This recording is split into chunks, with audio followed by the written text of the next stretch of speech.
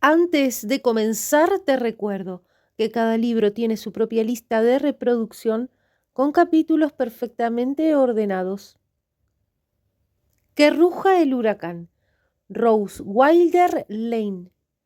1.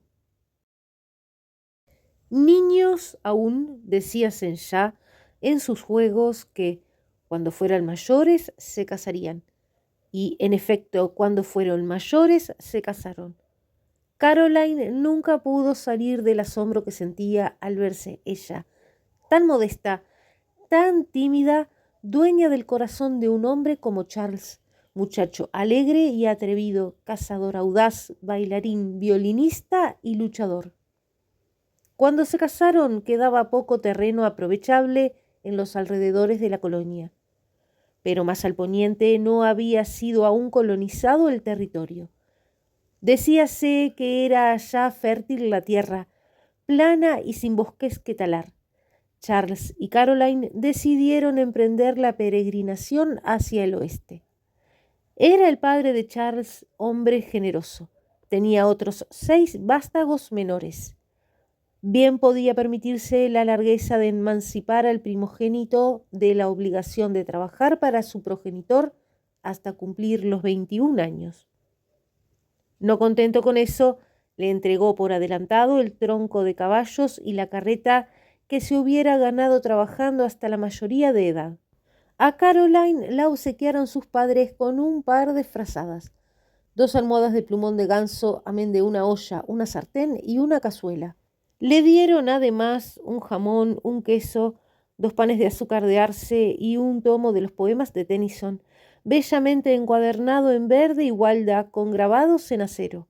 Completaban su dote las colchas de retazos que ella misma había aderezado con primor y paciencia.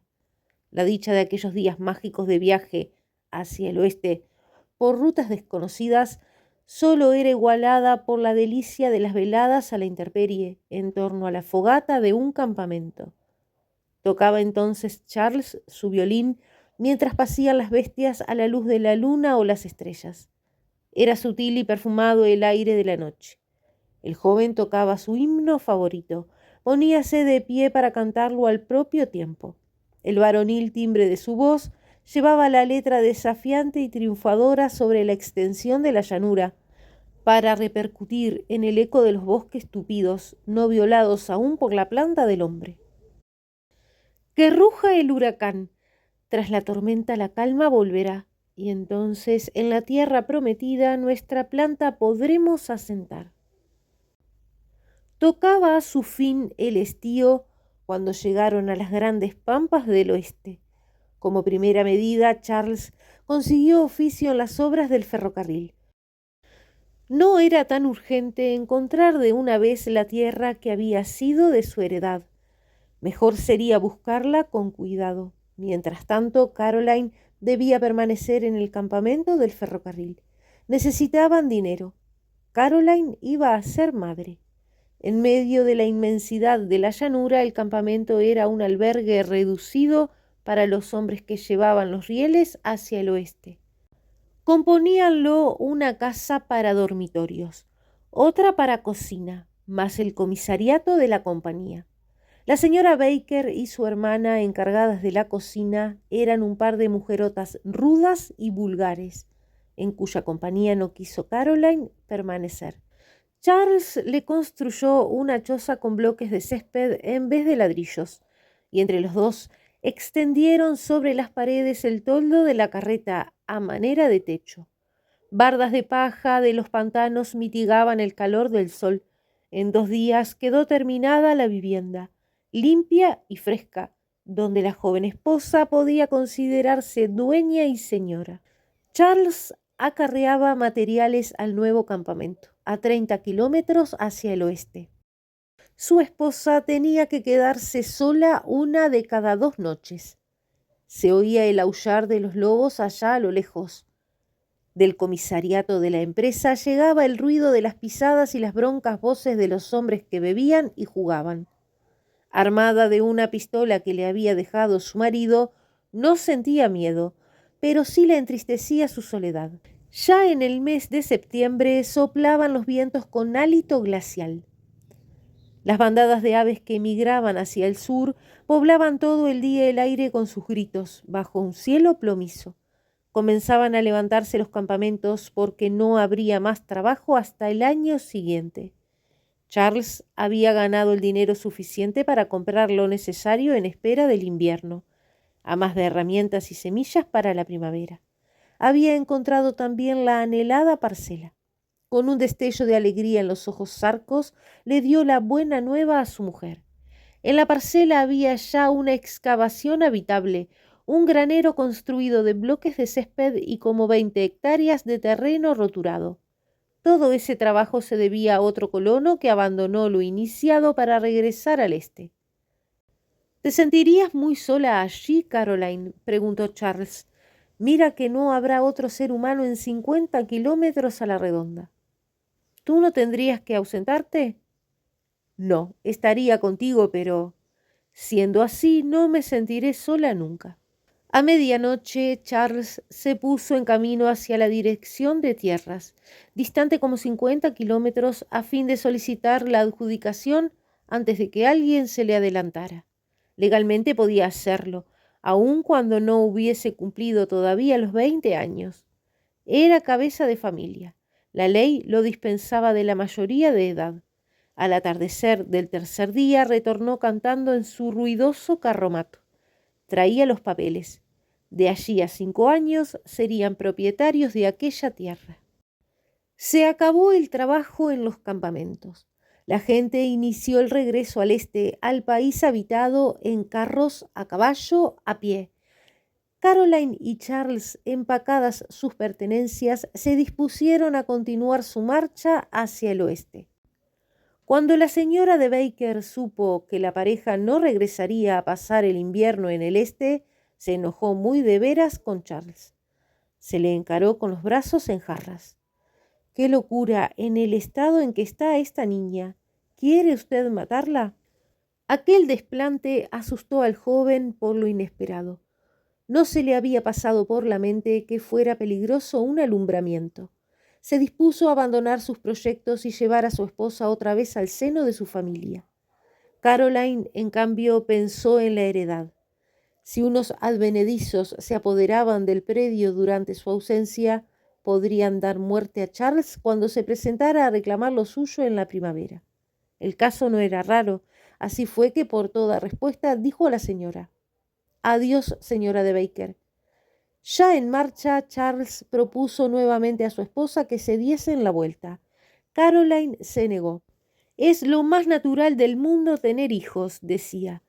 «El mío nacerá en nuestra parcela lo mismo que en otra parte».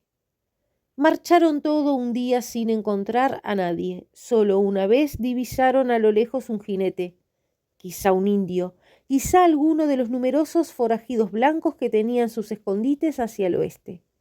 Todo el día el horizonte invariable, todo el día viendo solo el mar de yerba ondulando al soplo de la brisa. Por la tarde pasaron junto a un álamo solitario, único hito que jalonaba aquellas soledades. Charles se desvió un poco del rumbo que llevaba para proveerse de semillas de aquel hermoso árbol. Poco faltaba para caer la noche cuando, al bordear una charca, detuvo Charles los caballos y exclamó: «Hemos llegado». Qué sorpresa la de Caroline al ver un arroyuelo de agua cristalina. Charles reía de contento. Había guardado el secreto del arroyo para darle la sorpresa a Caroline. No había que abrir un pozo artesiano.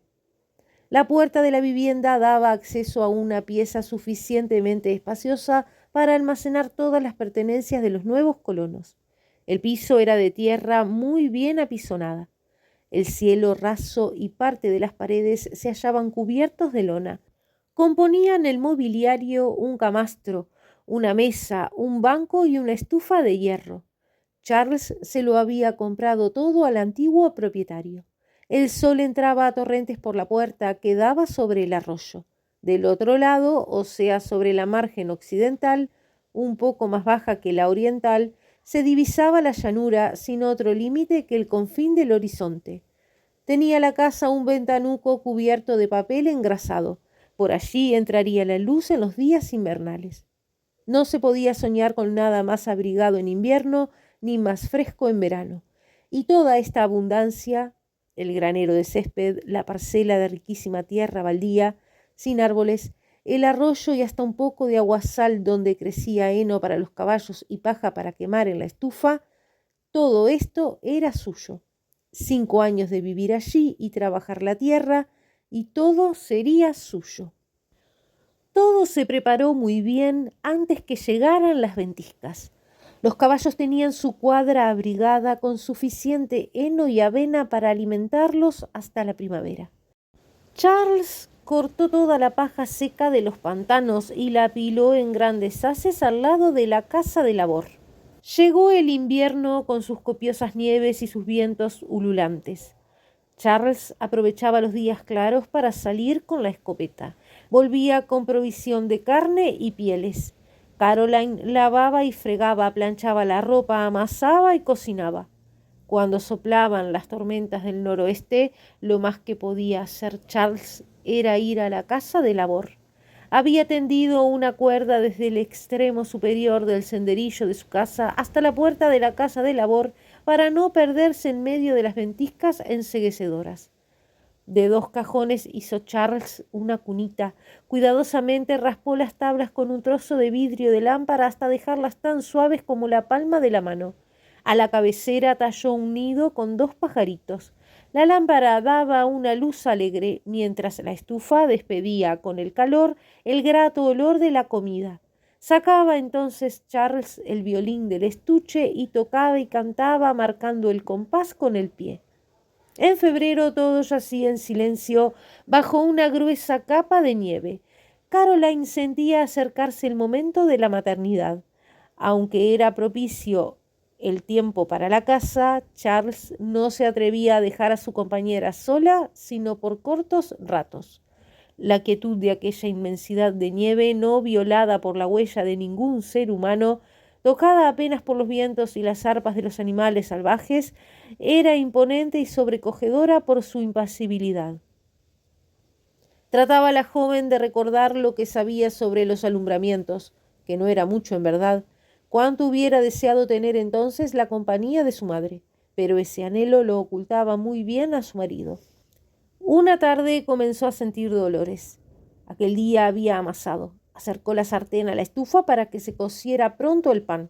Había hecho sus moldes sin dejarse ver la cara de Charles, a quien había resuelto no preocuparlo más de lo que estaba. Valerosamente se abstuvo de quejarse, pese a la intensidad de los dolores. La noche les pareció interminable. Desde su lecho la joven sonreía siempre que se lo consentía su padecimiento. Peor que el dolor físico era el miedo a lo desconocido. Se aferraba al brazo de Charles, que en esas circunstancias era perfectamente inútil. Al cabo sintió que sus ideas se confundían. Oyó gritos que salían de su propia garganta sin poderlo remediar. Le parecía morirse en medio de una agonía casi superior a sus fuerzas. El niño nació al amanecer del segundo día como regalo de cumpleaños. Ese día cumplía ella los 17. Le pusieron Charles. Era un chiquillo regordete y sano. Casi nunca lloraba. Caroline le lavaba la ropa y lo bañaba a diario en agua de nieve derretida sobre la estufa. Cuando le daba el pecho, su felicidad no tenía límites.